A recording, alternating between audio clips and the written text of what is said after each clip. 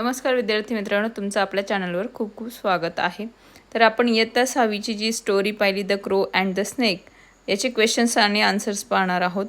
ए question आपल्याला काय warm up म्हणून दिलेला होता. बी क्वेश्चनमध्ये आपल्याला सांगितलं होतं, ॲक्च्युली क्वेश्चन नव्हता, रीड अलाउड म्हटलं होतं. जी काही स्टोरी होती ती मोठ्याने आपल्याला रीड करायची होती, वाचायची होती. त्यानंतर सी क्वेश्चन जर पाहिलं आपण, identify the type of the story. तर स्टोरी कोणत्या टाईपची, कोणत्या प्रकाराची आहे, इथं आपल्याला ते सांगायचं आहे. तर the story is a fable. असं फेबल का लिहिलं आहे मी, कारण त्यांनी ऑलरेडी आपल्याला लास्टमध्ये अ फेबल फ्रॉम पंचतंत्र अशा पद्धतीने सुद्धा डायरेक्ट क्ल्यूसुद्धा दिलेला आहे. पण आपण वेगळ्या वेगळ्या अर्थाने त्या टाईपला कशा कशा पद्धतीने आपण त्यांचं माहिती करून घेणार आहोत. पहा, फॅन्टसी म्हणजे कल्पकता, कल्पकतेने बनवलेली story, a story with fairy and magic.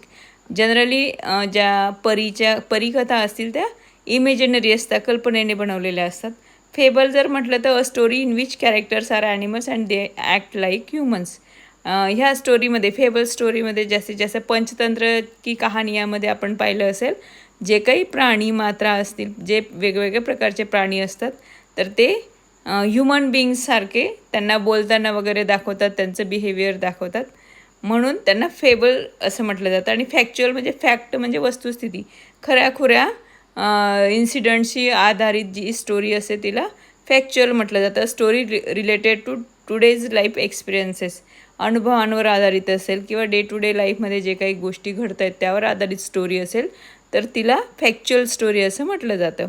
म्हणून याच्यात सगळं प्राण्यांची, ॲक्च्युली स्नेक आणि त्याचबरोबर क्रो यांच्या पेअरची इथं स्टोरी होती मेनली, म्हणून आपण फेबल स्टोरी असं म्हटलं इथं.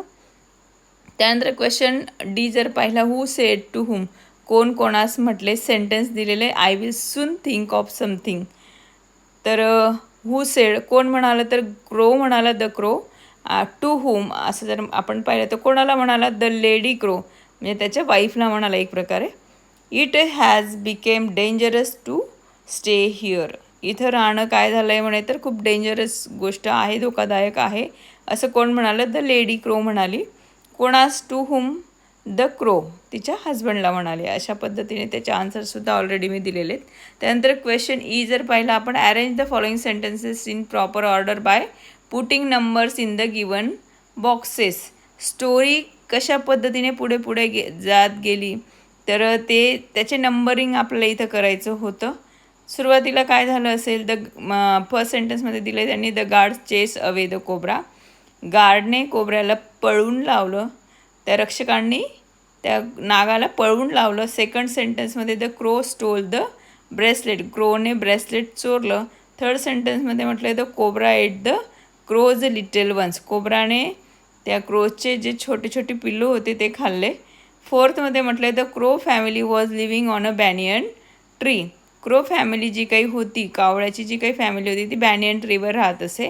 आणि फिफ्थ सेंटेन्स आहे, the crow made a plan, तर त्या कावळ्याने एक योजना बनवली.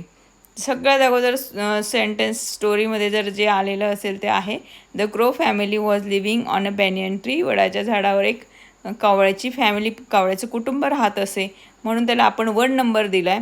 त्यानंतर नेक्स्ट काय झालं तर सेकंड आपण पाहिलं स्टोरीमधलं, त्याचा आन्सर आहे the cobra ate the crow's little once.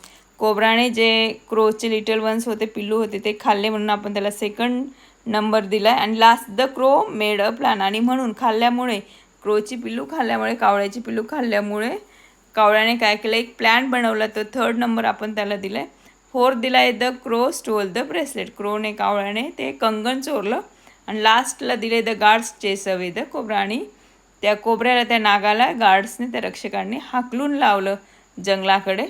तर अशा पद्धतीने स्टोरीमधले छोट्या छोट्या इन्सिडंट नंतर, म्हणजे प्रत्येक एक एक पॅरेग्राफ नंतरची जी काही एखादी सेंटेन्स असतील ती इथं घेतली आहेत. Answer the following questions. The crow and the स्नेक्सचे क्वेश्चन्स आणि आन्सर्समधला फर्स्ट क्वेश्चन काय दिला आहे, म्हणजे एफ क्वेश्चन हा आपल्याला दिला आहे. Answer the following questions. First, what did the crows decide, कावळ्यांनी काय डिसाईड केलं. The crows decided to stay near their nest and watch it so that the cobra could not harm their babies. तर त्यांनी सुरुवातीला असं decide केलं की आपण त्या नेस्टच्या त्या घरट्याच्या जवळपासच थांबूयात आणि निरीक्षण करूयात की जेणेकरून कोणीही आपल्या त्या पिल्लांना इजा करू शकणार नाही. सेकंड क्वेश्चन आहे, why did the servant scream loudly. जे सेवक होते ते जोराने का ओरडले. स्क्रीम म्हणजे ओरडणे, लाऊडली म्हणजे मोठ्याने. आन्सर आहे, the servant screamed loudly because he saw the crow stealing the queen's precious bracelet. The precious bracelet म्हणजे मौल्यवान असं कंगण, जे क्वीनचं कंगण होतं ते कावळ्याने चोरलं होतं. स्टील म्हणजे चोरणे. हे पाहून सर्वंट जोराने ओरडले. त्यानंतर जर आपण पाहिला थर्ड क्वेश्चन पहा, what would you have done if you were one of the guards. जर तुम्ही त्या गार्ड्सपैकी एक राहिला असतात तर तुम्ही काय केलं असतं. आन्सर आहे, I would have chased the crow, recovered the bracelet and driven the cobra away to protect everyone. जवळपास सेमच केलं असतं. काय केलं असतं तर चेस्ट म्हणजे पाठलाग करणे, मी कावळ्याचा पाठलाग केला असता. रिकवर द ब्रेसलेट, ते ब्रेसलेट परत मिळवलं असतं. And driven the cobra, driven म्हणजे पण हाकलून लावणे, त्याला तिथून पळ काढायला लावणे. कोबऱ्याला पळ काढायला लावला असता. अवे टू प्रोटेक्ट एव्हरीवन, प्रत्येकाचं संरक्षण होण्यासाठी त्याला कोबऱ्याला तिथून हाकलून लावलं असतं. नंतरचा क्वेश्चन आहे, what will you do if you spot a snake inside your house. तुमच्या घरामध्ये जर एखादा स्नेक तुम्हाला आढळला तर तुम्ही काय करणार. आय विल स्टे काम, मी शांत राहील.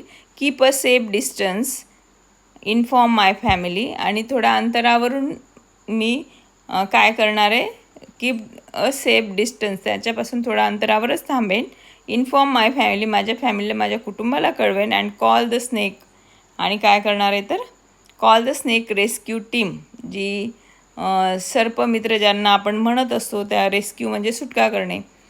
तर त्या सर्पमित्रांना मी काय करणार म्हणे तर बोलवणार. I will not try to catch or kill the snake myself. आम्ही तो स्नेकला, त्या सापाला पकडण्याचा किंवा त्याला मारण्याचा प्रयत्न करणार नाहीत. तर तुम्ही एक प्रकारे 6वीचे विद्यार्थी आहेत म्हणून तुम्हाला अशा पद्धतीचा क्वेश्चन विचारला गेला आहे. तर खरोखरच तुम्ही अशाच पद्धतीने शांत राहायचं आहे, घाबरायचं नाही. जर दिसलं तुम्हाला एखादा साप तर त्याच्यापासून डिस्टन्सने, अंतरावर उभं राहायचं किंवा लांब थांबायचं आणि तुमच्या फॅमिलीला त्याविषयी सांगायचं. त्याचबरोबर तुमची फॅमिली काय करणार आहे तर स्नेक रेस्क्यू टीम बोलवेल आणि त्या स्नेकला लांब कुठेतरी सोडून येईल जंगलामध्ये. प्रत्येक क्वेश्चनचा आन्सर तुम्हाला मिळाले, त्याचं क्वेश्चनचा अर्थ आणि त्याचबरोबर आन्सरचं सगळं पूर्ण अर्थ मी तुम्हाला ह्या व्हिडिओमध्ये दिलाच आहे. कारण क्वेश्चन आन्सर समजणंसुद्धा खूप महत्त्वाचं असतं बाळांनो, जेणेकरून तुम्ही पेपरामध्ये जर अशाच पद्धतीचे काही क्वेश्चन्स आले तर आन्सर्स अगदी मनाने लिहून टाकाल म्हणून. ओके, तुम्ही जर माझ्या चॅनलवर न्यू असाल तर चॅनलला सबस्क्राईब करा. त्याचबरोबर व्हिडिओला लाईक करा, फ्रेंड्ससोबत शेअर करा. Okay, thank you.